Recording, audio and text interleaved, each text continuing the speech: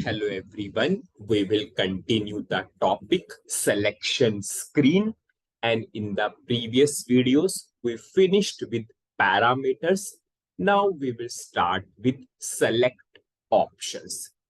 Now we already covered with the help of select option you can pass a range of input, you can pass multiple inputs with the help of select option. Now, firstly, we will learn how to create select option. Then after that, we will apply the various variations on the select option. Suppose I will go for same to same program, and now we will learn how to create select option. Suppose I want a range of order number. We want multiple inputs for the order number. It means compulsory we need to create select option as parameter only accept how many input? Single input. If customer want a range or customer want multiple inputs for order number, then we need to create select option compulsory. So how to create select option? The keyword is select options. The keyword is select option. For the parameters, the keyword is parameters. For the keyword, the select option. For the select option, the keyword is select options. I will give some name to the select option. Suppose I am saying S underscore O N O. Again, I follow the best coding practices. Select option name, I start with S underscore. And we already covered a good programmer always follows the best naming convention. So I gave the name of the select option as S underscore O N O. Now, in case of select option, the keyword is for, F-O-R. The keyword is for. When you created the parameters, the keyword was type. Now, whenever you are going for select option, the keyword is for.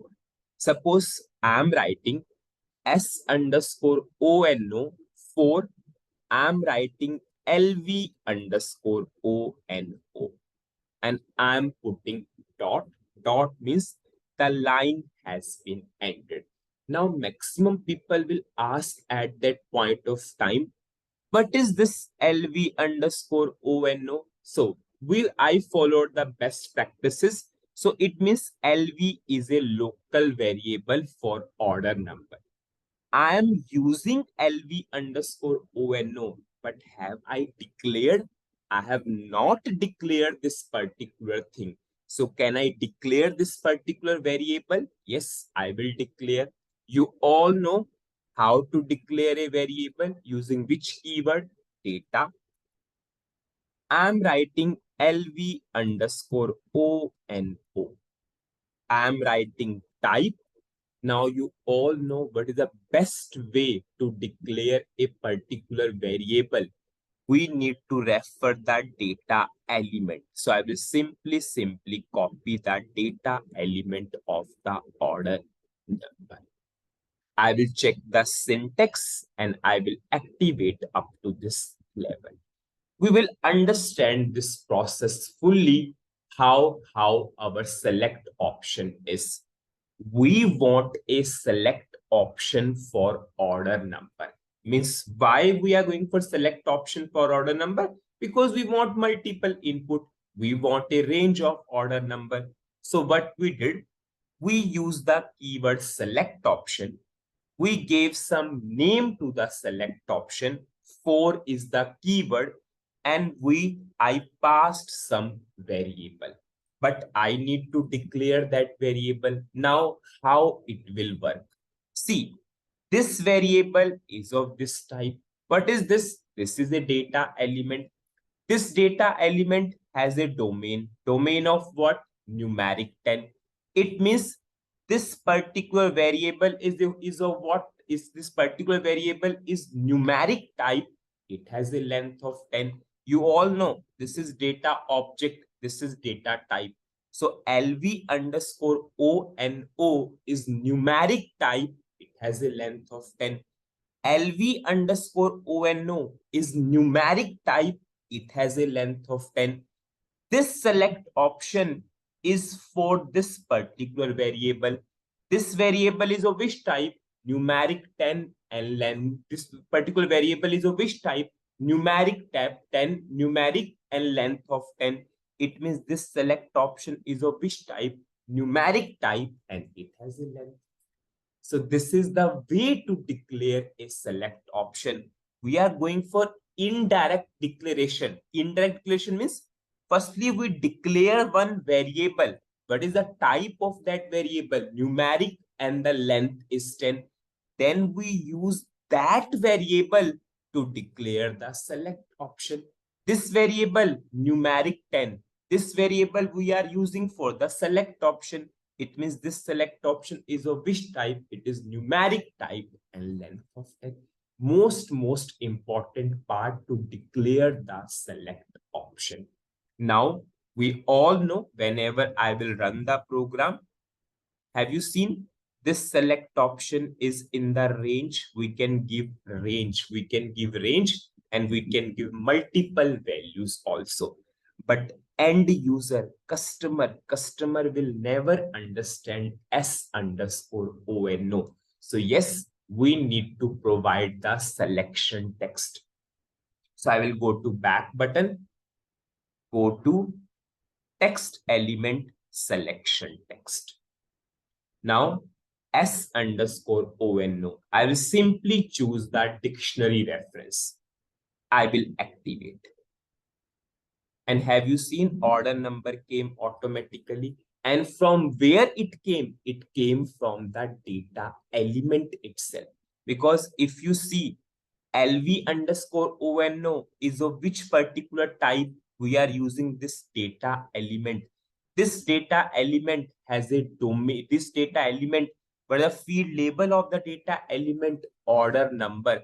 And this particular variable we are using for the select option. It means same to same characteristics will pass to what? S underscore ONO. So this order number is coming from dictionary reference. This order number is coming from data element. Now we will see next point, how to pass the default value to the select option. Previously, you all pass the default value to the parameter. You use the keyword default and you gave the value. But in case of select option, we want to give the default value. Suppose I want to give the default value here also. I want to give the default value here also. So how we can give the default value? Before we give the default value, just remember one thing. This is low, this is high. This is called as low, this is called as high.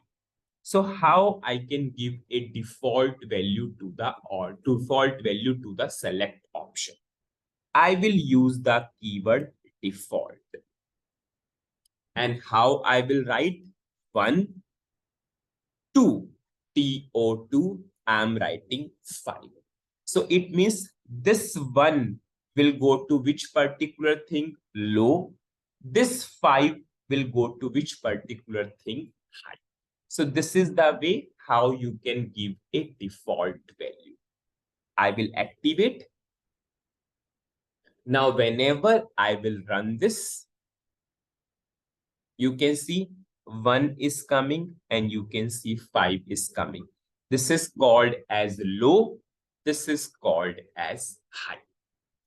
Now, next thing, if I want to make this select option, if I want to treat this select option as mandatory, if I want this input